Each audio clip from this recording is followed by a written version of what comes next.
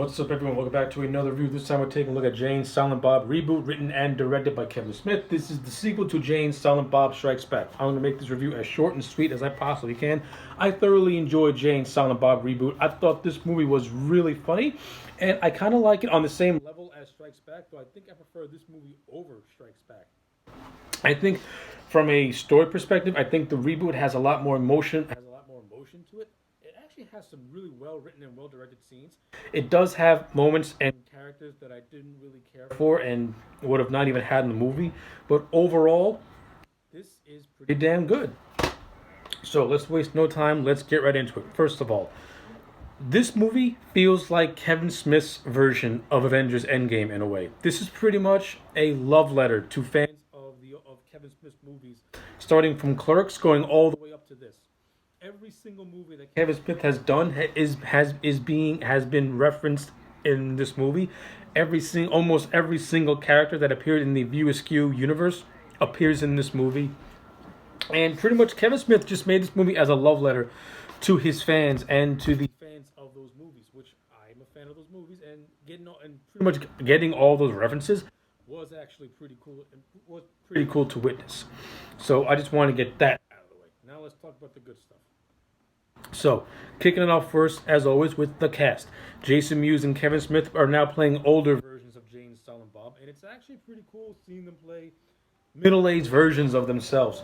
And Jay goes through a very, very good character arc in this movie because he discovers that he and Justice had a love child. And now, pretty much this movie is Jay trying to accept the fact that he now has a kid.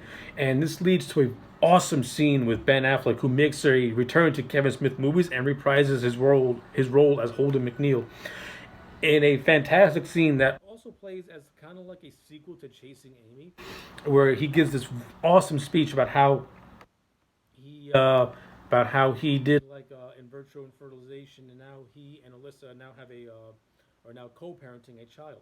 And he tells Jay the story about how having a kid has pretty much changed his life and has made him a better person.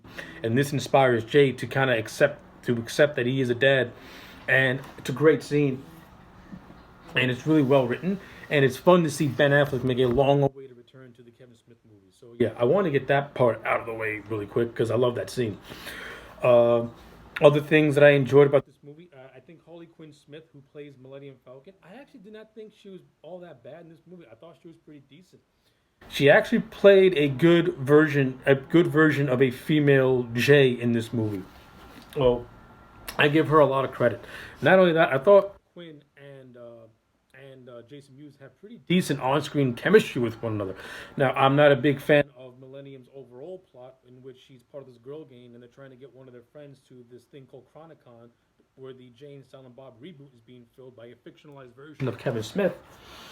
I'm not a big fan. I mean, you could have done that whole subplot. I just don't. But I think the twist that happens is kind of stupid. It is revealed that one of the friends, who was like an Asian, who was like a Chinese immigrant, ends up being revealed to be an undercover Russian spy, which I thought was completely stupid and random and made no sense. Not only that, there's not really any payoff because in the middle of a big fight scene, it just dissolves to Jay and Bob and Millennium outside the quick stop, and they're just having a heartfelt conversation. So it's like I don't understand why that twist was there. Completely dumb and completely random. Another thing that I didn't care for. Fred Armisen is in this movie. He plays an Uber driver named Merkin, and I'm not gonna lie, that whole segment with Fred Armisen as Merkin talking about hater tots and tater tots, I did not laugh once during that entire scene. I don't know why. I just didn't find it funny at all. And that's not anything against Fred Armisen. I mean, I've seen a lot of Fred Armisen skits from Saturday Night Live. The man is really funny, but for some reason, I just did not find this scene funny whatsoever. However, a scene I did find funny is when the girls get kidnapped by the KKK and the Grand Wizard ends up being Chris Jericho. That shit I liked. And not only that, Jericho actually got to do a little reference to the Warriors by saying, "Can you dig it?" So I thought that little segment was hilarious as well, and that was actually pretty cool to see. The cameos made by Rosario Dawson and Brian O'Halloran, fun to see. Like as I mentioned earlier, the Ben Affleck scene is probably the best written scene and probably the best scene in this entire movie, and probably one of the best scenes that Kevin Smith has ever written from a just a dramatic standpoint. Beautiful stuff. Uh, and I did like the entire Comic Con segment when they finally get to there, seeing a holographic version of Chris Hemsworth as like a tour guide was pretty funny.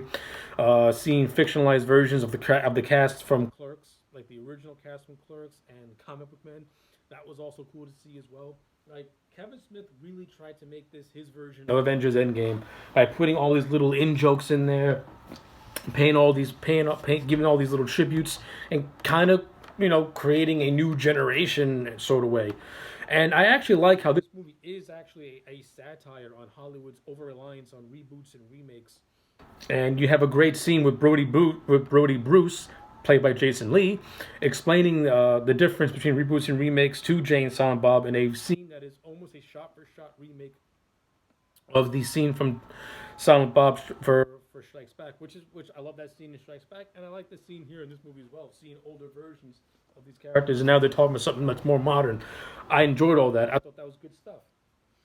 So yeah, those are pretty much my thoughts on Jay and Silent Bob Reboot. Overall, I thought this was a really funny, really good movie by Kevin Smith. It's a good return to form, and this movie is just a tribute to fans of his work.